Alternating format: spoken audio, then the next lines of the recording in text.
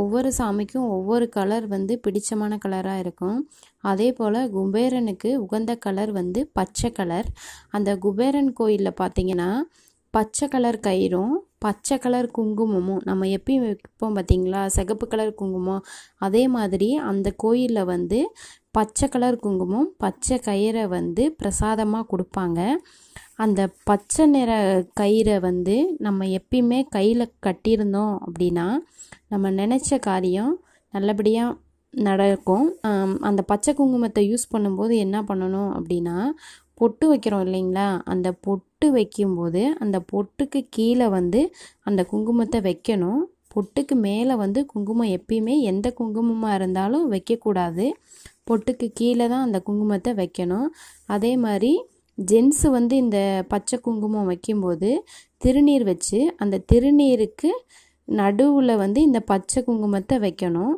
அதாவது இந்த பச்சை குங்குமம் வந்து உங்களுக்கு கிடைக்கல அப்படின்னா ஏதாவது ஒரு கடையில் வந்து வாங்கிக்கலாம். அந்த கோயிலில் தான் போய் வாங்கணும் அப்படிங்கிறதெல்லாம் இல்லை.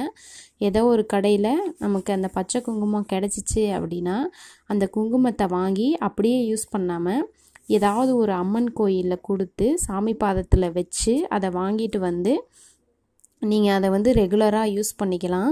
அந்த குங்குமம் வந்து உங்கள் வீட்டில் உள்ளவங்க மட்டும்தான் வைக்கணும். அடுத்தவங்க யாராவது கேட்குறாங்க அப்படின்னு சொல்லிட்டு நீங்கள் வீட்டுக்கு வரவங்களுக்கு வந்து அந்த குங்குமத்தை எடுத்து கொடுக்கக்கூடாது.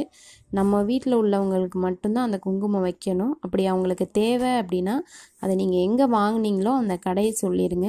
வீட்டில் உள்ள அந்த பச்சை குங்குமத்தை வந்து நம்ம கொடுக்கக்கூடாது.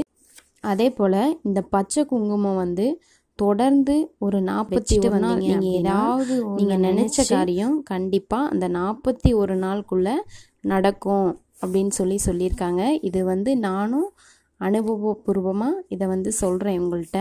41 நாள் வச்சிங்க அப்படின்னா இதை கண்டிப்பாக நம்ம நினச்சது வந்து நடக்கும். அந்த குங்குமத்தை எப்படி வைக்கணும் அப்படின்னு பார்த்தீங்கன்னா மோதிர விரலில் எடுத்து வைக்கணும். நம்ம மீதி விரல்லாம் எடுக்கக்கூடாது. மோதிர விரலில் எடுத்து வந்து வைக்கணும். இது வந்து ஒரு தொழில் செய்கிறவங்க அப்படின்னா அந்த குங்குமத்தை நீங்கள் தினசரி காலையில் அந்த தொழிலுக்கு போகும்போது வச்சுட்டு போனீங்க அப்படின்னா உங்களுக்கு கண்டிப்பாக ஒரு வெற்றி கிடைக்கும். வந்து குங்குமம் இப்போ நம்ம வாங்குகிறோம் அப்படின்னா அதை வந்து வலது கையில் வாங்குவோம். வலது கையில் வாங்கி இடது கையில் கொட்டி அதுக்கப்புறமேலு நெத்தியில் எடுத்து வைப்போம். அது மாதிரி வைக்கக்கூடாது. இதுக்கு முன்னாடி எல்லாருமே அப்படி தான் பண்ணியிருப்போம். இனிமேல் வந்து அந்த தவறை செய்யாதீங்க. அது வந்து அப்படி செய்யக்கூடாது.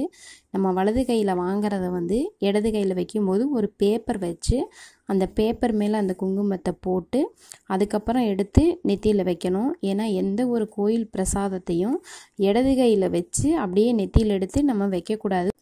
அந்த பச்சை கயிறுன்னு சொன்னீங்க இல்லைங்களா, அது மாதிரி எந்த ஒரு கடையில் கிடைச்சாலும் நீங்கள் சாமி படத்துக்கு முன்னாடி வச்சு கும்பிட்டு எப்பயுமே அதை உங்கள் கையில் கட்டியிருக்க மாதிரி பார்த்துக்கோங்க.